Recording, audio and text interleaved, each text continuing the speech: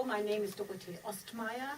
I am professor of German and Scandinavian, folklore and popular culture at the University of Oregon. And it is my great pleasure to really thank Collateral for inviting us, the so-called Oregon cluster, to present our research and creative work on Goethes poem Über allen Gipfeln ist Ruh. Collateral, it seems you offer a fascinating multimedia platform for our interdisciplinary work. Let me introduce to you my wonderful colleagues from music, Stephen Rogers, Choi Wang, and Jeffrey Stollett. I'm very excited that you inspired us to engage into this conversation about our work and about the Goethe poem and its deep relation to the reflection about the problem of Ruhe, calmness, peace, and Unruhe, unrest, and the tension between both. There's no Ruhe without Unruhe. Stephen? Hello, my name is Steve Rogers. I'm a professor of music theory and musicianship at the University of Oregon, where I've been teaching since 2005. My research focuses on art song. I'm particularly interested in the relationship between music and poetry, which is why I was so delighted to get a chance to work with my colleagues here. Much of my research focuses on German art song in the 19th century, and I'd like to reiterate what Dorothee said. I'm delighted to be able to share some of my work. This has been a really satisfying collaboration, and we're really happy that we can share some of it with you. Hello, my name is Chi Wang. I'm a DMA student and currently studying in the University of Oregon. My major is data-driven instrument composition and performance. I'm interested and I'm really doing sound design as a daily basis, and this is kind of why I'm so interested in doing compositions that are sound-based and also related to the German literature. So it's really a pleasure that I've had the chance to work with, starting with Dr. Rogers and then extend to Professor Ostmeier. So it's been a really great experience, and I'm happy that we can share this as what we have researched so far. Hello, my name is Jeffrey Stollett. I'm the music director of the music technology program at the University of Oregon School of Music and Dance. I'm a composer, I'm a performer, and I even have a degree in music theory. I'm thrilled to be here to hear this, what I know is going to be a great conversation about issues of text, issues of how text might be used, and how important it is within the context of music. So without any further ado, I'd like to begin the discussion with kind of a question that maybe the panel would like to discuss. Can you reflect on and describe for yourself the importance of how text functions in your particular work, how it functions in general in music making? And we, of course, know there's a long history of text around the world used in many, many different ways, from popular music to music in Arabic societies, in Western societies, and sometimes it's important, sometimes it's not important, it's important in different ways. And so there's a lot of different ways in which it can impact and drive music making.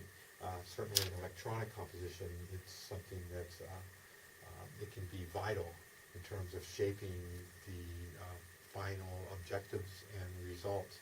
So having said all of that, I would like to open the discussion to hear your commentary.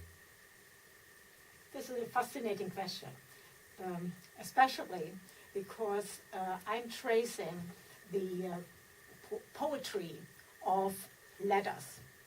In Goethe's context, we still have ideological concepts, like we reflect about death and peace and quietness.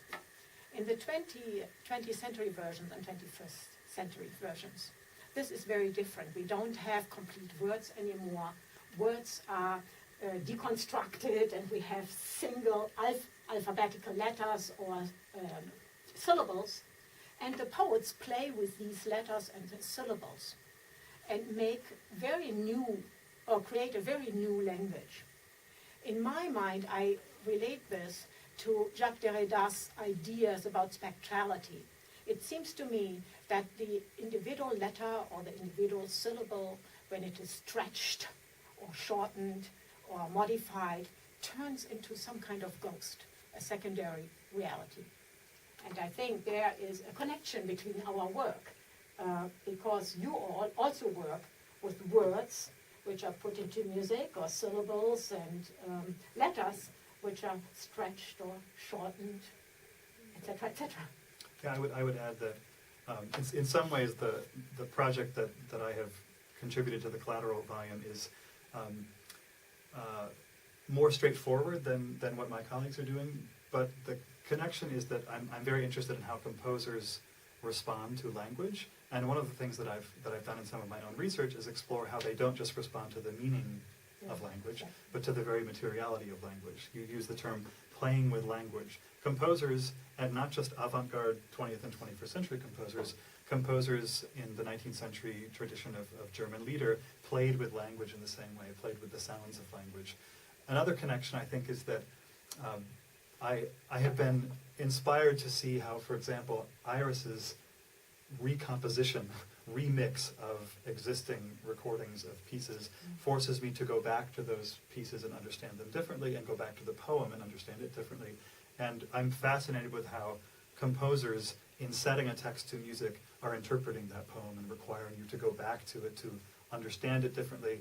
And that in turn led me to, in my own paper, explore how, as an analyst, as someone who is primarily a music analyst, I can use recomposition by rewriting the notes of a piece to understand how the composer interpreted the text. So there's a kind of feedback loop that's created where you're always going back to the poetry and understanding it differently based on what's happening with the musical material. Of course, you connect Hänsel and Schumann, right? Of Yes. the two composers, not only text and composition, but also two composers. Yeah, I'm interested in how the two composers that I talk about are Fanny Hensel, who's famous for being the sister of Felix Mendelssohn, also a composer who wrote 250 songs. I look at her setting of the Goethe poem Über allen Gipfeln ist Ruhe, and Robert Schumann's setting, and I'm really fascinated in how those two composers read the poem, how they understand the poem, and how they, in fact, understand the poem in strikingly similar ways. And I try to mess with the musical raw material in order to understand how they did the same. Taking on the feedback loop, and also hearing you, Professor Ostermeyer, saying about stretching and shortening the syllables and the words, that really, technically related to the work that I've been doing. Because in electronic music, we constantly working with not only music, in terms of sound that have note information, but also have timbre information in it. So speech as the timbral material strike me as a really, really interesting way of expressing, making music more expressive.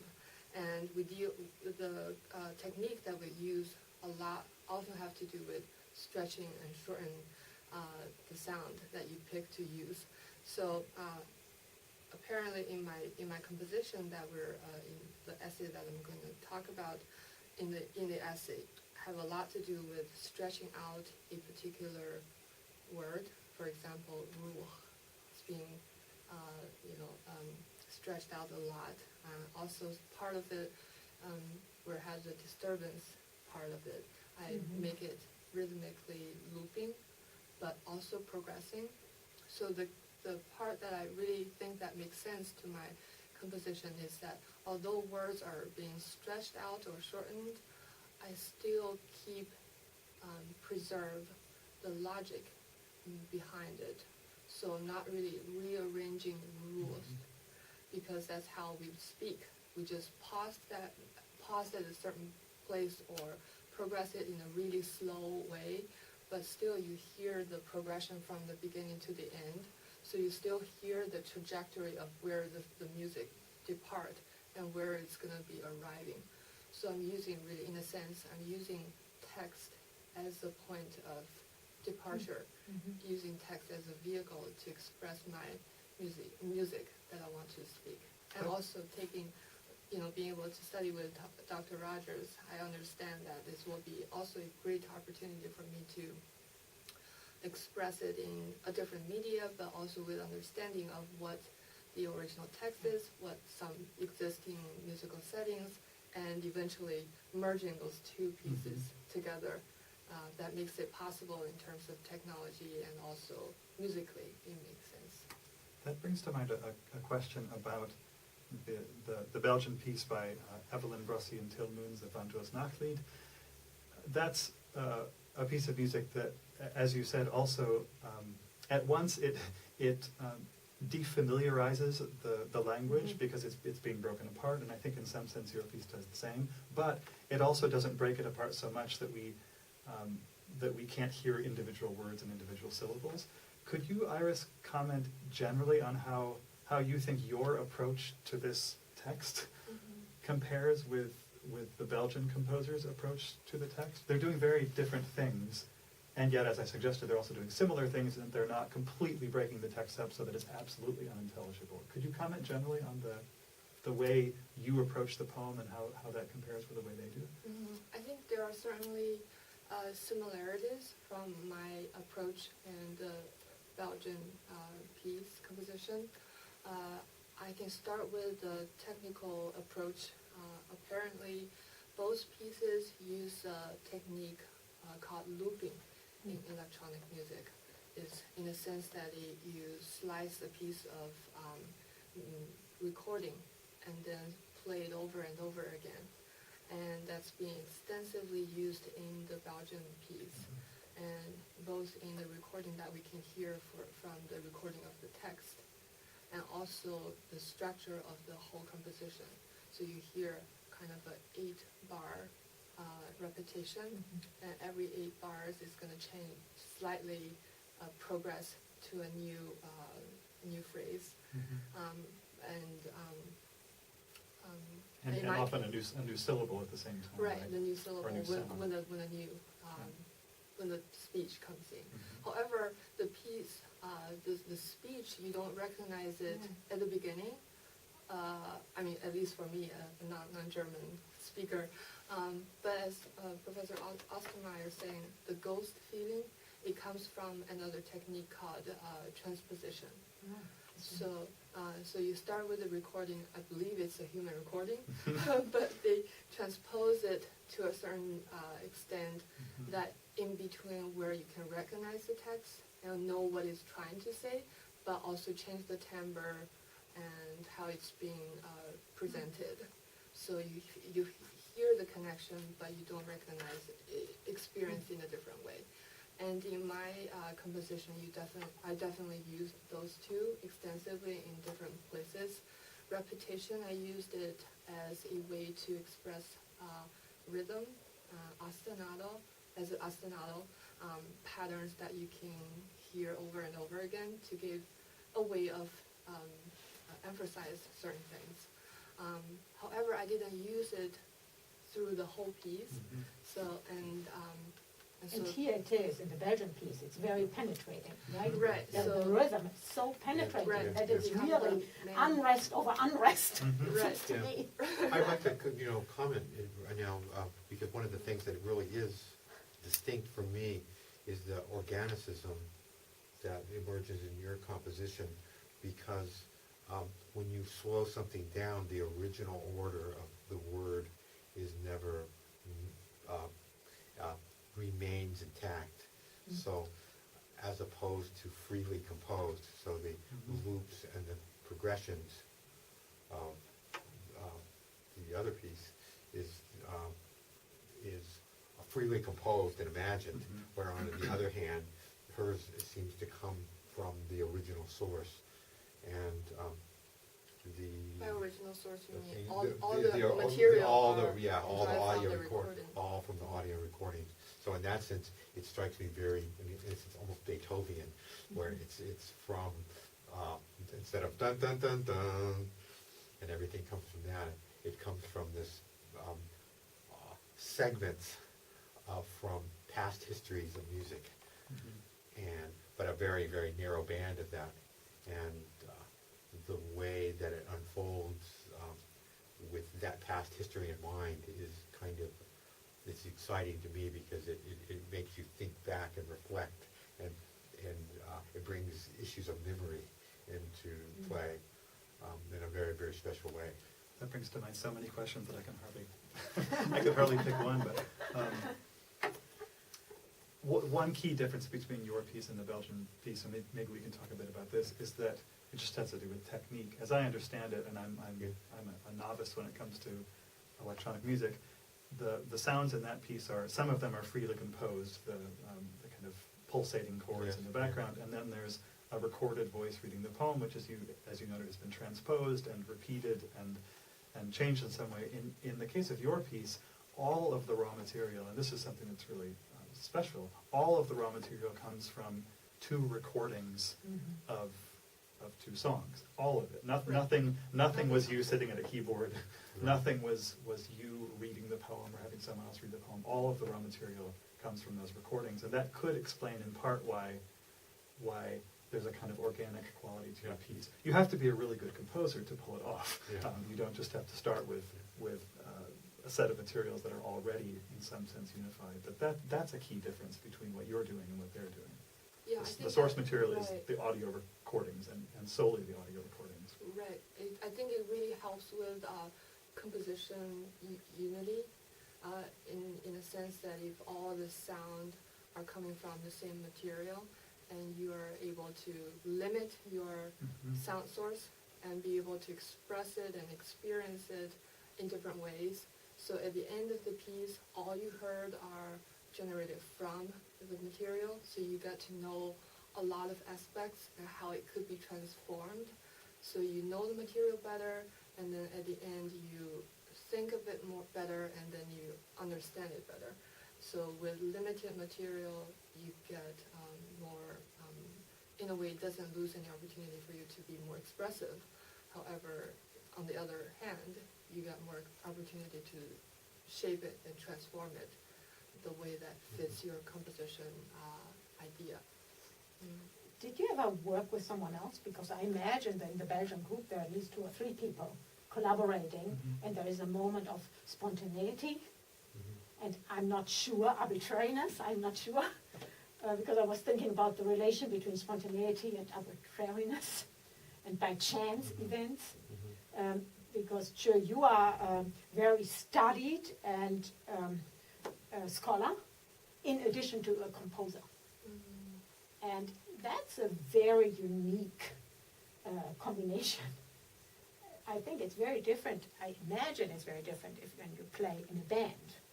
You know, you take materials for a spontaneous expression, which you then program somehow.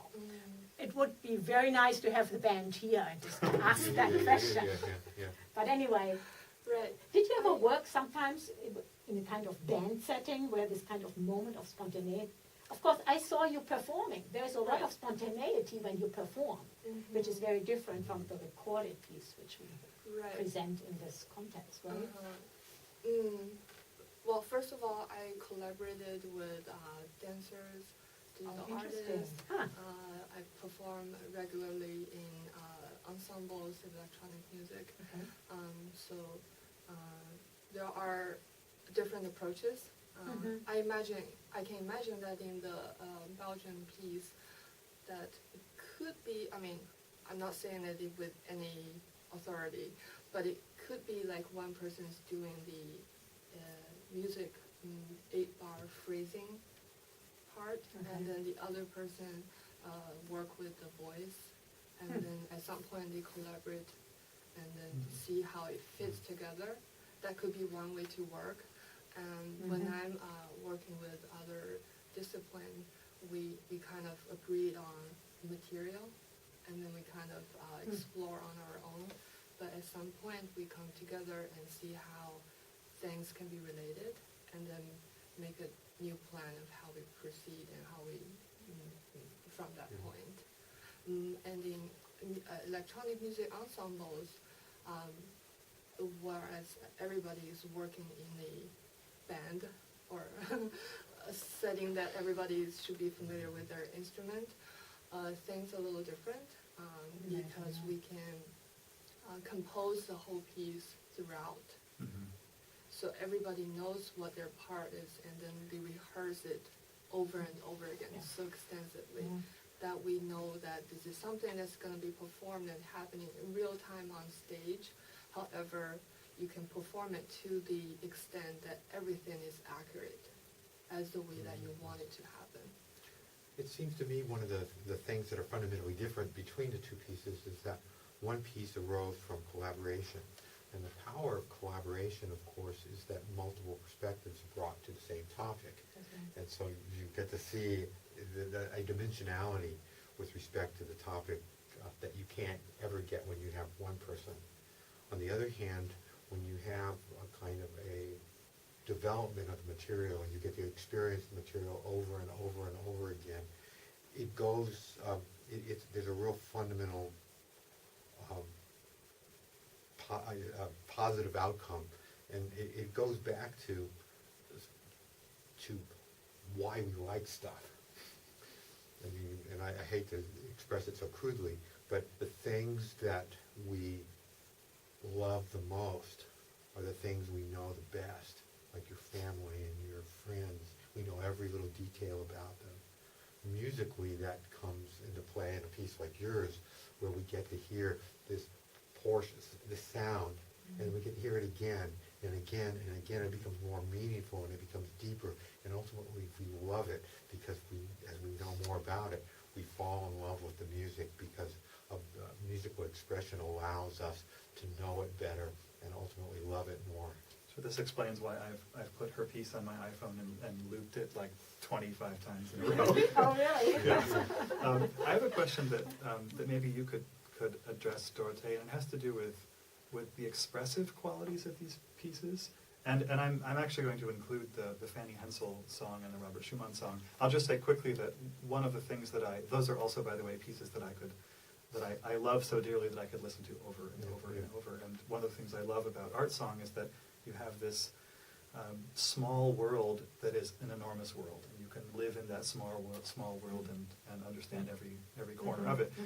In those two songs, the songs by Fanny Hensel and Robert Schumann, what fascinates me about them is that both composers, in strikingly similar ways, find a way to write a piece that is at once at rest and also not at rest. And the way they happen to do that is by never giving you a strong sense of closure, but writing music that sounds beautiful and comforting. In the two pieces that we have been talking about, I think that is also true of those pieces, of Iris's piece and the Belgian piece. There's a sense of restfulness and also profound unrest. But to my mind, the contrast between those is really stark in the Belgian piece, and it's more subtle and, in a way, kind of fully integrated into your piece. There are moments of disturbance in your piece, and I love them. They're kind of like entering the mind of the poet, or entering the inner sanctum of someone's psyche. And it, in a way, it takes the poem and it takes the music and distorts it, right?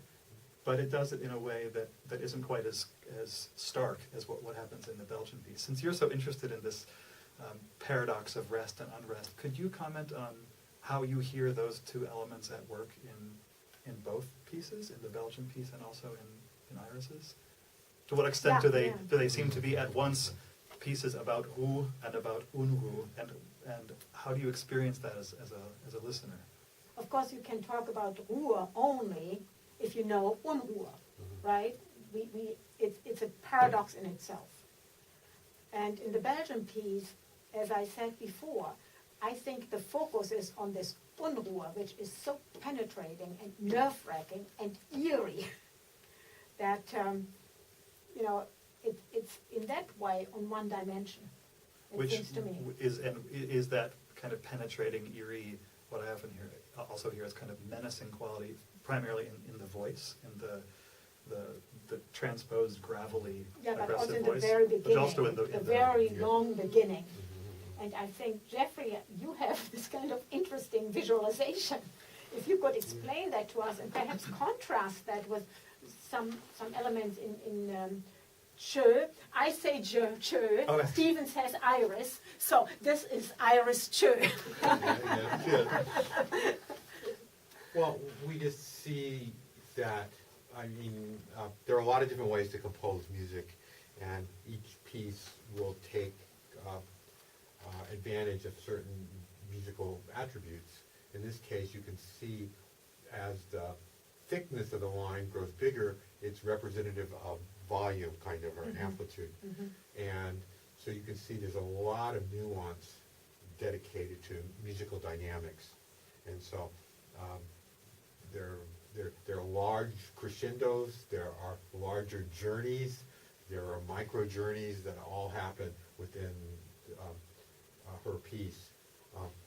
Just in contrast, and this isn't as a criticism, it's just as a contrast, I think this is very, very interesting for me to is see. that we see that what we see is, it's almost, you might even think of it as terrace dynamics if you want to go at it like that.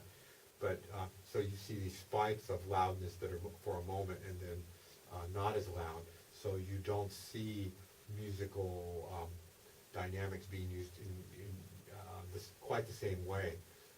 So the musical outcome is really quite different as And well. this suggests to me this is kind of an image of relentlessness. Yeah. Relentlessness, yeah. A kind of penetrating relentlessness, That's which is right. really what you get from that piece. That's Whereas right. in your piece, the moments of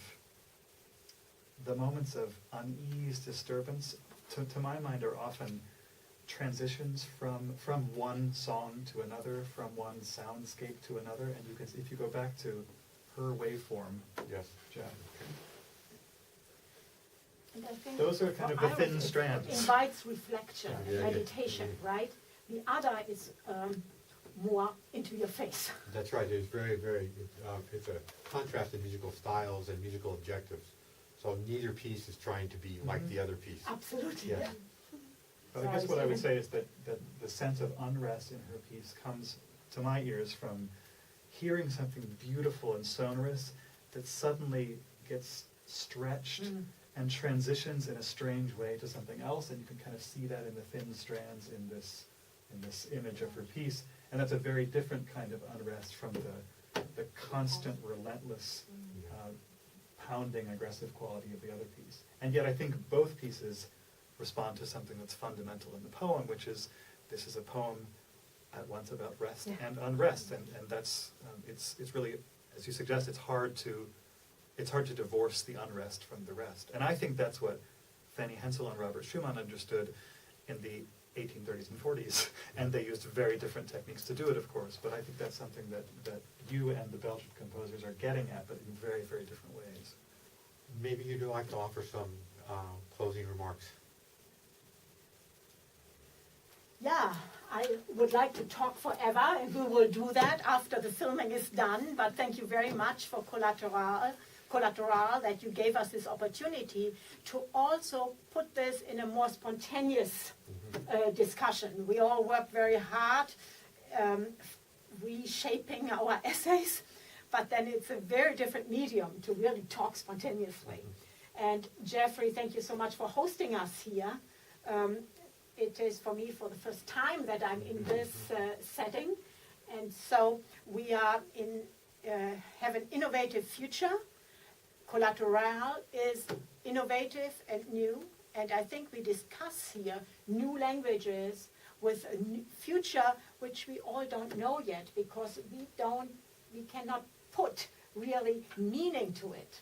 And that is for me so fascinating, that we're working towards a language which is new, and perhaps for the 21st century offers us new opportunities. Thank you. Thank you. Thank you.